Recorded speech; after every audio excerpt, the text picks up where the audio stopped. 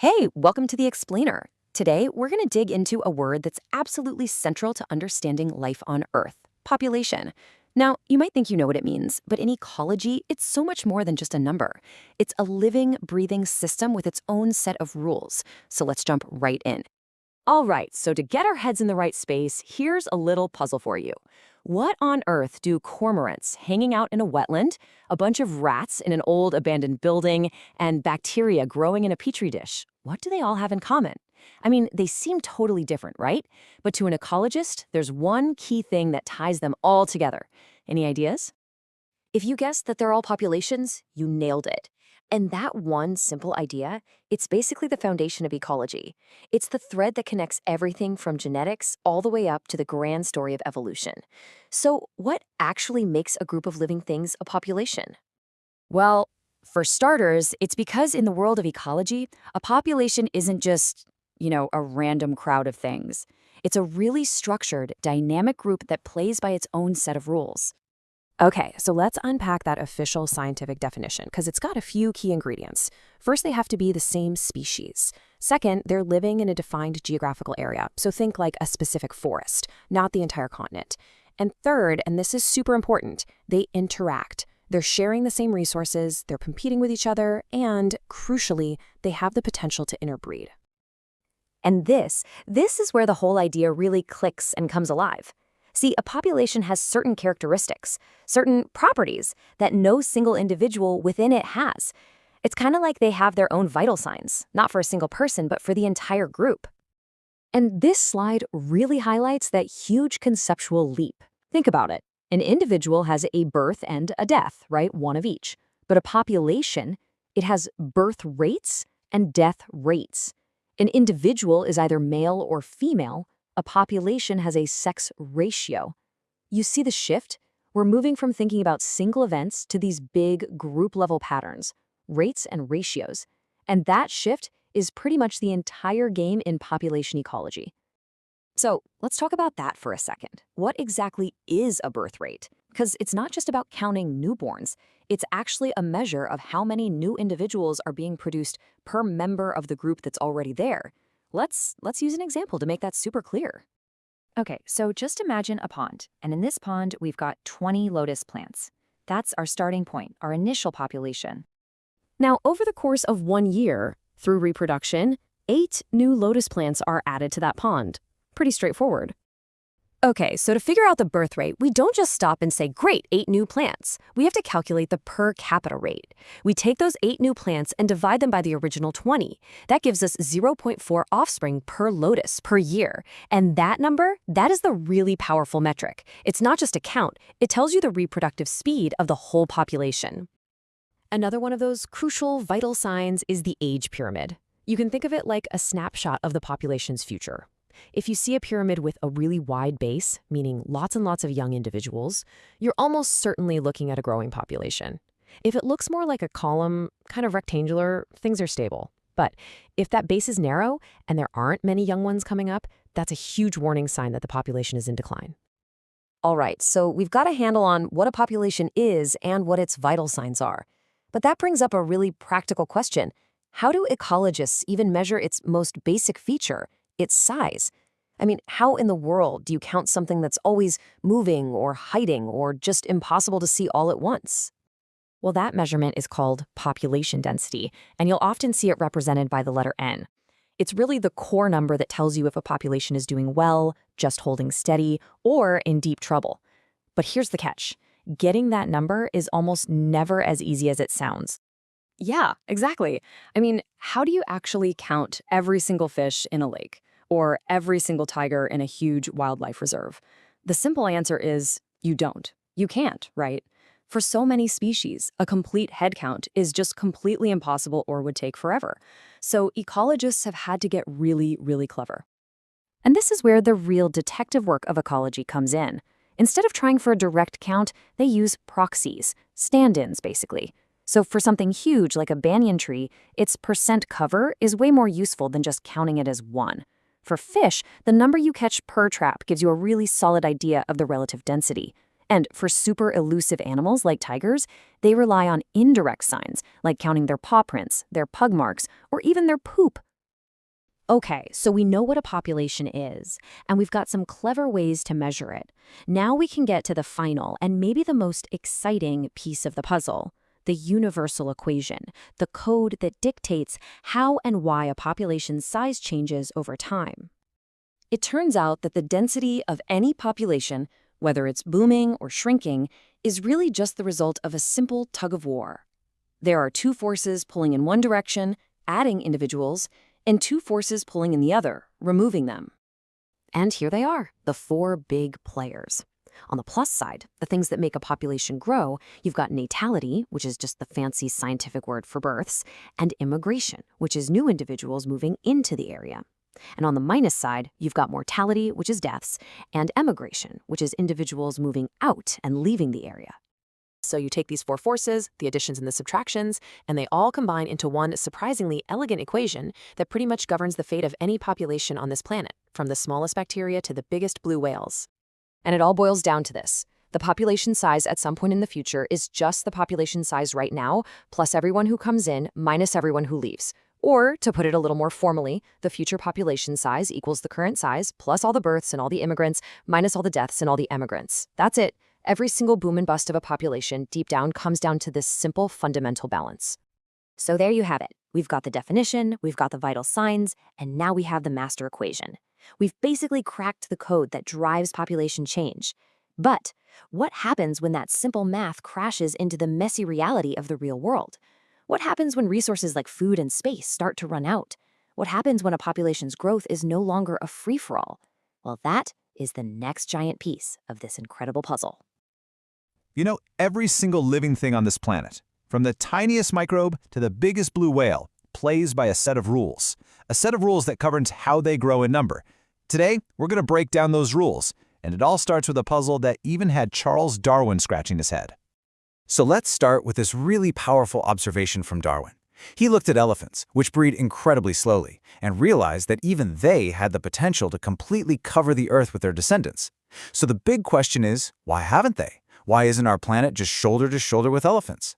Answering that puzzle is the key to understanding how all populations really truly work.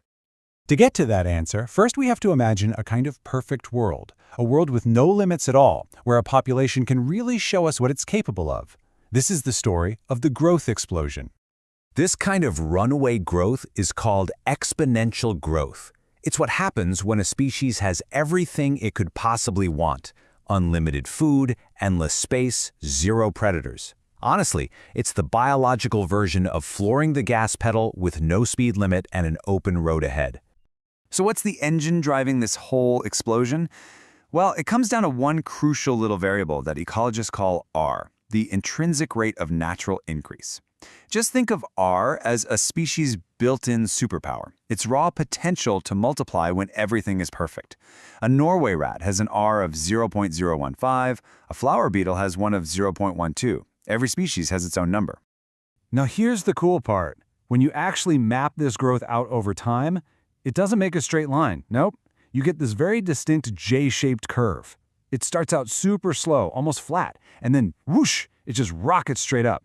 This is the visual signature of a population explosion. To really wrap your head around the sheer power of this curve, there's a fantastic old story. It's about a king who was so sure he was going to win a chess game against his minister that he agreed to what sounded like a really humble prize. So the minister asked for just 1 grain of wheat on the first square of the chessboard, 2 on the second, 4 on the third, just doubling it each time. By the end of that first row, on square number 8, the king owed him 128 grains. Seems pretty manageable, right? But this is where that doubling effect really starts to get wild. By the time they got to square 32, and remember, that's only halfway across the board, the king was on the hook for over 2 billion grains of wheat. It just gets mind-bogglingly fast. And here's the lesson. Way before he even got to the final square, the king had a horrible realization. All the wheat in his entire kingdom wouldn't be enough to pay the debt. That deceptive, insane, explosive power is the essence of exponential growth. But as we all know, the real world is not a magical chessboard with infinite wheat. In nature, every single population sooner or later hits a ceiling. And this is where our story takes a really important turn. We're leaving that ideal world of unlimited potential and we're stepping into the real world, a world that is defined by limited resources and, of course, competition. This real-world limit actually has a name. It's called carrying capacity, and we represent it with the letter K. The easiest way to think about it is that K is basically nature's budget.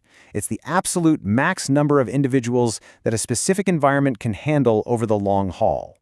So once you introduce the ceiling, this K, it completely changes the shape of our growth curve. That explosive J gets tamed, and it morphs into a much more realistic, self-regulating S shape. This is what we call logistic growth, and it's the model that's used for just about everything in the real world. This S-curve tells a story in 4 distinct parts. First, you get the lag phase, a really slow start. Then it hits the gas and you get rapid acceleration, which looks a lot like that J-curve for a little while. But then, as resources start getting tight, the brakes kick in. That's the deceleration phase. And finally, the population levels off and stabilizes, hovering right around that carrying capacity, K. So given these 2 basic patterns, the explosive potential of the J and the tough reality of the S, how do organisms actually play this game to win? Well, this gets us into the fascinating world of life's winning strategies.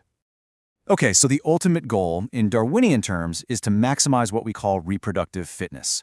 What that really means is getting your R value, that growth potential, as high as you possibly can. But you have to do it within the limits of your environment. It's a constant balancing act. And this balancing act leads to some incredible trade-offs. For example, some species, like the Pacific salmon, just go all in. They pour every single ounce of energy they have into one gigantic reproductive event, and then they die. It's a high-risk, high-reward plan. On the other hand, you have animals like most birds and mammals. They play the long game, breeding many times over their life, spreading out the risk and the effort. You see another huge trade-off when it comes to the offspring themselves. Do you go for quantity over quality, like an oyster that releases millions of tiny eggs in just hopes a few of them make it? Or do you go for quality over quantity, producing just a few large offspring but investing a ton of energy into protecting them, like we see in birds and mammals? The big takeaway here is that none of these strategies are random. They are these incredibly elegant solutions evolved over millions of years, perfectly tailored to specific environments. Every single species has its own unique playbook for winning the game of life. So let's bring this all back home. What does all of this mean for us and for every other living thing on our world? These curves we've been talking about, the explosive J and the realistic S, they're not just some abstract ideas in a textbook. They are the fundamental operating system for life on Earth. They describe that constant tension between infinite potential and a finite reality. Every species, from algae to elephants to us, has to play by these rules. There are no exceptions. And that brings us to a final, really critical question. As we think about our own human population, still growing on a planet with very real limits, a very real carrying capacity, what does that S-curve, with its inevitable ceiling, really mean for our future? You know, when you really look at it, our world is just this incredibly complex and diverse place where everything, and I mean everything, is connected. From the tiniest microbe to the biggest whale, every single living thing is part of this huge, tangled web of relationships. So, what are the rules of this giant social network? Okay, let's dive in and find out. Just think about that for a second. Can you picture any place on Earth that's home to just one single species? No predators, no prey, no partners, no competitors, just one species, all by itself. Does that even sound possible to you? Well, the short answer is a hard no. It's not just that it's unlikely, it's pretty much impossible. I mean, every species needs at least one other species to eat. And even plants who make their own food, they still need microbes in the soil to process nutrients for them. Nature is a community, not just a bunch of individuals doing their own thing. So, to make sense of all these crazy, complex relationships, ecologists use a really simple code. A plus sign, plus, means a species benefits. A minus sign, minus, means it's harmed. And a zero, zero, means there's no effect at all. With just this simple key, we can unlock and categorize basically every interaction out there in the wild. All right, let's start with the feel-good story of the ecosystem, shall we? This is where 2 totally different species team up and everybody wins. This is called mutualism, and it's our first interaction type, a plus-plus. Both species walk away from the deal better off than they were before. It's the ultimate natural collaboration. And these kinds of relationships are absolutely everywhere. Take lichens, for instance. That's a partnership between a fungus that provides the house and an algae that provides the food. Or mycorrhizal fungi, which help plant roots suck up nutrients in exchange for some sugar. Some of these connections are so specific, like the fig tree that can only be pollinated by one particular species of wasp. And this is where it gets really wild. Check out how elaborate mutualism can get. This Ophrys orchid has evolved a petal that looks, and even smells, exactly like a female bee. So when a male bee comes along and tries to mate with it, a little something called pseudocopulation, he gets covered in pollen. Then he flies off, gets tricked by the next orchid, and boom, pollination happens. The orchid wins, and the bee, well, the bee probably gets a little confused. Okay, so let's shift gears from all that cooperation to a bit of conflict. Because not all interactions are so friendly. In a plus-minus relationship, one organism benefits directly at the expense of another. And this is where we get the real high-stakes drama of nature. Now, this really breaks down into two main strategies. You've got predation, which is that classic hunter-prey dynamic, like a lion and a gazelle. It's usually quick and deadly. Parasitism, on the other hand, is more of a long-term thing. The parasite is like a hitchhiker that lives on or inside its host, getting free room and board, but making the host weaker in the process. Now, it's super easy to paint predators as the bad guys, right? But they play an absolutely crucial role. They're how nature moves energy up the food chain. But maybe even more important, they act like regulators. They keep prey populations from exploding, and get this, they actually help increase the number of species in an ecosystem. How? Well, they stop any single prey species from getting too dominant and just crowding everybody else out. And this isn't just a theory, we've actually seen it happen. In a famous experiment, scientists removed the Peistoster starfish, a key predator, from a coastal area. And the result?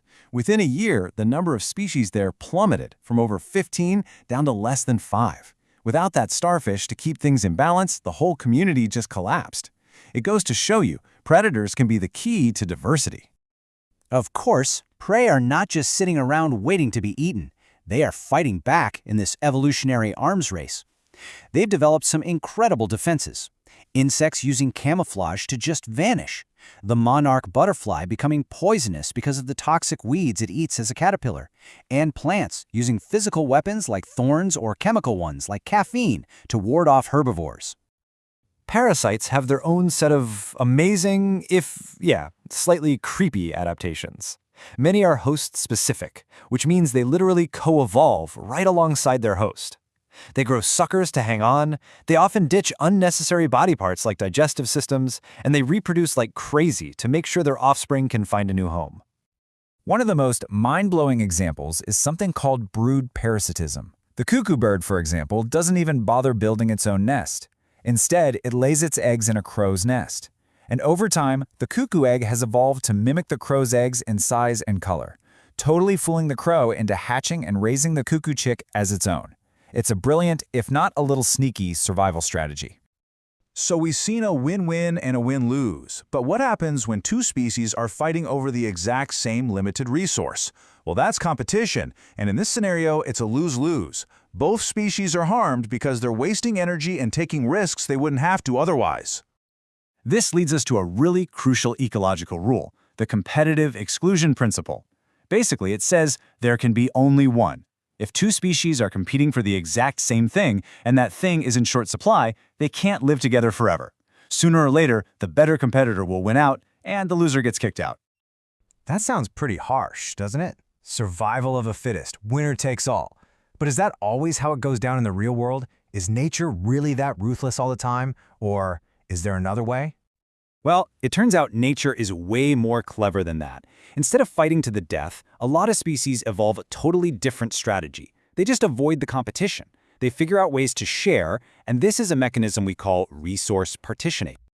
The classic case for this is a study on warblers by a guy named MacArthur. He saw 5 different species of these little birds all living and feeding in the same type of spruce tree. So how did they do it? Well, they avoided competing by dividing up the tree. Some fed at the very top, others hung out in the middle, some searched for bugs on the outer branches, others stuck close to the trunk.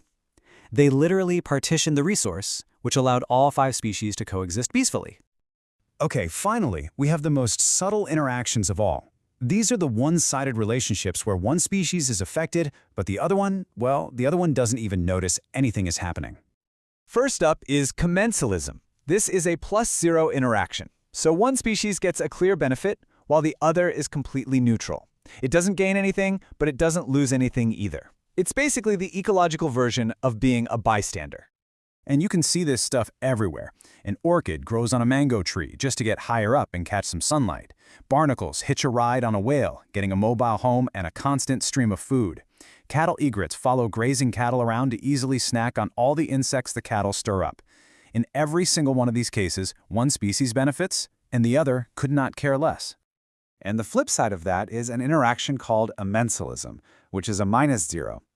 This happens when one organism gets harmed or even destroyed by another that is totally unaffected, and probably totally unaware.